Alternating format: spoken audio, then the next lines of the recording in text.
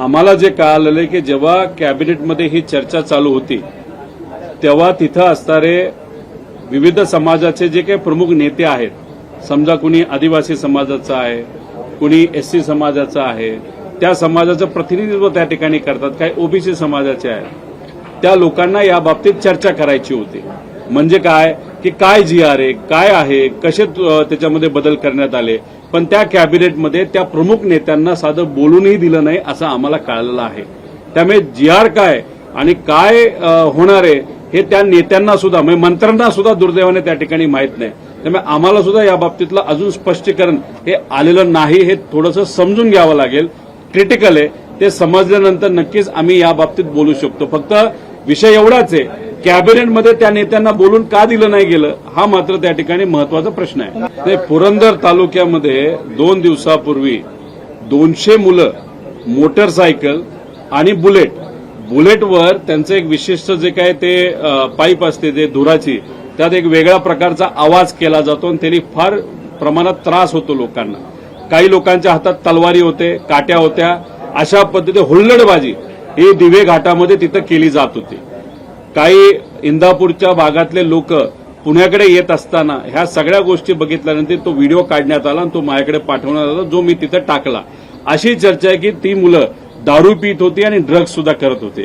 आता पोलीस प्रशासनाने त्या बाबतीत दक्षता घ्यावी, कारण शेवटी अशा हुल्लडबाजीला जर असंच आपण दुर्लक्ष करत राहिलो, तीच हुल्लडबाजी पुणे शहरामध्ये, इतर शहरामध्ये घुसते, महिलांवरचे अत्याचार वाढतात आणि कोयता गँगचं प्रकरण हे वाढलेलं आपण सगळ्यांनी बघितलं. त्यामुळे कुठे ना कुठे ह्या गोष्टी थांबल्या पाहिजे आणि कायदा व सुव्यवस्थेवर खऱ्या अर्थाने लक्ष हे गेलं पाहिजे असं आम्हाला वाटतं या सरकारचं. आता हॉस्पिटलमध्ये बॉम्ब सापडतो, आता येते कुठून? म्हणजे खरं तर मुलींवरचे अत्याचार वाढलेत, महिलांवरचे अत्याचार वाढलेत, ड्रग्जचं प्रकरण मोठ्या प्रमाणात वाढत चालले, हुल्लडबाजी वाढली, कोयता गँगचं प्रकरण हे वाढत चाललेलं आहे. आणि दुसऱ्या बाजूला साध्या हॉस्पिटलमध्ये जर आता बॉम्ब यायला लागले असतील तर मग आता कोणाची पाठराखण हे सरकार करते, गुंडांची का कसं काय? शेवटी कसं असतं, नेत्यांचे फोटो गुंडांबरोबर आले तर गुंडांना असं वाटतं की आपलं राज्य आलंय. आता ह्याच्यात आमचे विरोधक राम शिंदे सर याच्या आधी वेगळ्या गुंडाबरोबर दिसत होते, त्याला पासपोर्ट देण्यात त्यांचं सहकार्य होतं नव्हतं हे त्यांना माहिती, पण आता इंदोरला जाऊन वेगळ्या गुंडाबरोबर त्या ठिकाणी ते फोटो काढतात. हे फोटो जेव्हा सोशल मीडियावर येतात तेव्हा सामान्य लोकांना वाटतं अरे आपलं काही इथं चालणार नाही, कारण ही लोक आता गुंडांबरोबर दिसायला लागलेत मोठ्या मोठ्या लेवलचे. त्यामुळे ह्याच्यात गुंडांना ताकद प्रत्यक्षपणे दिली जाते असं आमचं मत आहे. काही दिवसांपूर्वी एक व्हिडिओ प्रसिद्ध झालेला तुम्ही बघितला असेल, एक कार्डिओलॉजिस्ट म्हणजे हृदयाचे डॉक्टर, त्यांनी सरळ सांगितलेलं आहे की आम्ही डॉक्टर आहोत, आमच्याकडे पेशंट येतात, चांगली गोष्ट आहे, आमचा त्याच्यावर प्रोफेशनलिझम चालतं, व्यवसाय चालतो. पण त्यांनी भीती अशी पण व्यक्त केलेली आहे, हे प्रमाण का वाढतंय त्याचं मुख्य कारण की जे झाडं पुण्यामध्ये मोठी पूर्वीची झाडं होती ती दुर्दैवाने तोडण्यात आलेली आहे. म्हणजे महानगरपालिका एक तर त्या बाबतीत कोणालाच विश्वासात घेत नाही, हे जे काही वृक्षप्रेमी लोक आहेत त्यांना विश्वासात घेतलं जात नाही, आणि हा जो विकासाच्या कामाच्या अंतर्गत झाडं तोडली जातात त्यामुळे प्रदूषण मोठ्या प्रमाणात वाढत चाललेलं आहे. आणि या सगळ्या गोष्टींमध्ये रॅकेट सुद्धा आहे, भ्रष्टाचार मोठ्या प्रमाणात आहे. त्यामुळे ही जे 1000 झाडं तोडली याच्या मागे लोकांना विश्वासात घेतलं गेलं होतं का? ही तोडून कुठं लावली, दुसरी झाडं कुठं आणण्यात आली, हे कुठेतरी महानगरपालिकेला सांगणं पण महत्वाचं आहे, जे दुर्दैवाने सांगितलं जात नाही. पारदर्शकता आज या महानगरपालिकेमध्ये पुण्यामध्ये आपल्याला दिसत नाही, हे दुर्दैवी गोष्ट आहे. शेवटी पवार साहेब मोठे नेते आहेत, या देशामध्ये कुठल्या कानाकोपऱ्यामध्ये काय चाललंय, कुठल्या पार्टीत काय चाललंय हे त्यांना आमच्यापेक्षा नक्कीच जास्त त्या ठिकाणी माहीत असावं. आणि जी काय माहिती मी दिली ती का आज लगेच होण्यासारखी नाहीये, 2029 पर्यंत आपल्याला या बाबतीत वाट बघावं लागेल. पण पवार साहेब जर एखादी गोष्ट त्या ठिकाणी बोलत असतील, 29 पर्यंत हे होऊ शकतं असं मला तरी त्या ठिकाणी वाटतं. पण पवार साहेब शेवटी आमचे मार्गदर्शक आहेत, पवार साहेब जे बोलतात ते आम्हाला त्या ठिकाणी मान्य करावं लागेल. प्रफुल्ल पटेलांबद्दल सुद्धा टीका केली अनेक वेळा, पण शरद पवार म्हणतात की नाही ते अनुभवी नेते मोठे. हे बघा, पवार साहेबांच्या मार्गदर्शनाखाली काम करत असताना एक वचक सुनील तटकरे असतील नाहीतर प्रफुल्ल पटेल यांच्या पवार साहेबांचा त्या ठिकाणी होताच. शेवटी अनुभवच पवार साहेबांचा इतका त्या ठिकाणी होता. नंतरच्या काळामध्ये जेव्हा पवार साहेबांना या दोन नेत्यांनी त्या ठिकाणी सोडलं तेव्हा सगळेच लोक नाराज झाले होते, आम्ही त्या ठिकाणी नाराज झालो होतो. आणि दादांबरोबर चर्चा करत असताना दादा पण त्यांच्याबद्दल बोलत असताना खूप काही सकारात्मक त्या ठिकाणी बोलत नव्हते.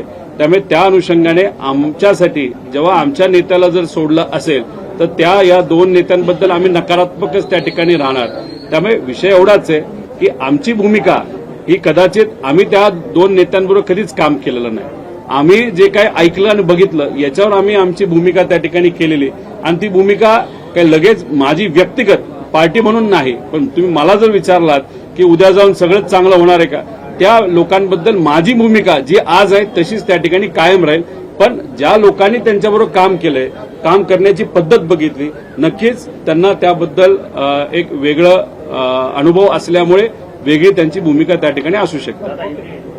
आता पेट्रोल आणि डिझेलचे जे भाव वाढलेले आहेत, 3-3 रुपयाला ते वाढलेले आहेत. आम्हाला जे वाटतं की पुढच्या काही दिवसात अजून ते भाव वाढले जातील. एक सगळ्यात महत्वाची गोष्ट आपण समजून घेतली पाहिजे, पंतप्रधान साहेबांनी आणि सीएम साहेबांनी आव्हान केलं, आव्हानाचं आम्ही स्वागत करतो.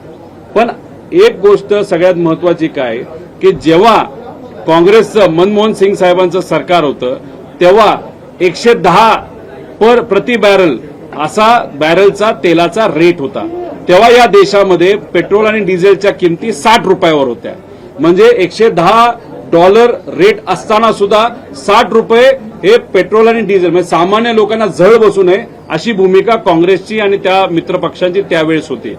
जेव्हा 2014ला भाजपचं सरकार आलं आणि हळूहळू मार्केट 110 बॅरलवरनं ते आलं 50 बॅरलवर, तरी या सरकारली भाजपच्या सरकारली रेट हे 60 रुपयावरनं 90 रुपयावर नेले. आणि त्या काळामध्ये सामान्य लोकांच्या खिशातून 10 लाख कोटी रुपये हे वसूल करण्यात आले. आमचं म्हणणं एवढं आहे, आज देश अडचणीत आहे ते तुमच्या धोरणांमुळे अडचणीत आहे. इराण बरोबर तुम्ही चांगलं रिलेशनशिप ठेवलं नाही, संबंध ठेवले नाहीत म्हणून झळ आपल्याला बसते.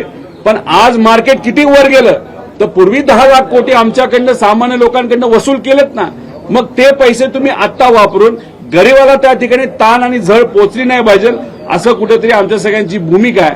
त्यामुळे तुमच्याकडे 100 गाड्या होत्या, 2 गाड्या तुम्ही आणल्या, स्वागत करतो. पण तुम्ही 5-6 गाड्या कमी केल्या म्हणून या देशाचं काय खूप मोठ्या प्रमाणात पैसे वाचणार नाहीत. त्यामुळे आमचं मत आहे आमच्या सामान्य लोकांना तुम्ही झळ पोचू नये, रेट वाढू नये आणि जे काय पूर्वी आमच्याकडनं 10 लाख कोटी तुम्ही वसूल केलं त्यातून हा पैसा त्या ठिकाणी वापरण्यात आणावा. पण हे बोलताना मला असं वाटतं की त्यांनी भविष्यवाणी सुद्धा केलेली आहे. आता भविष्यवाणी कोण करतं, ज्यांचा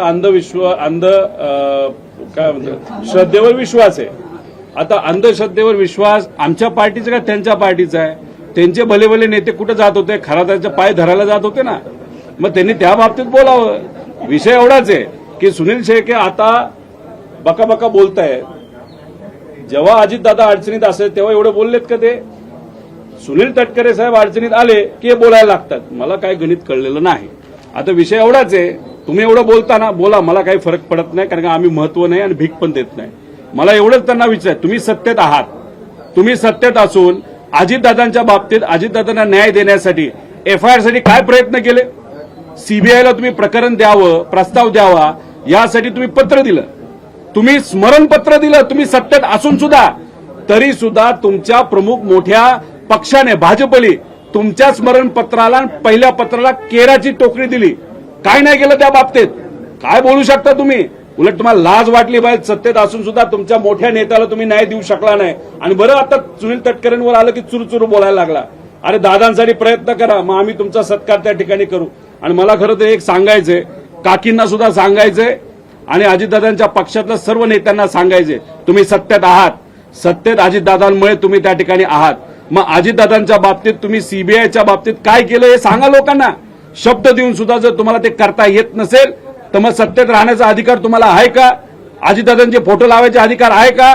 28 तारखेला दादांना 4 महिने होणार आहेत.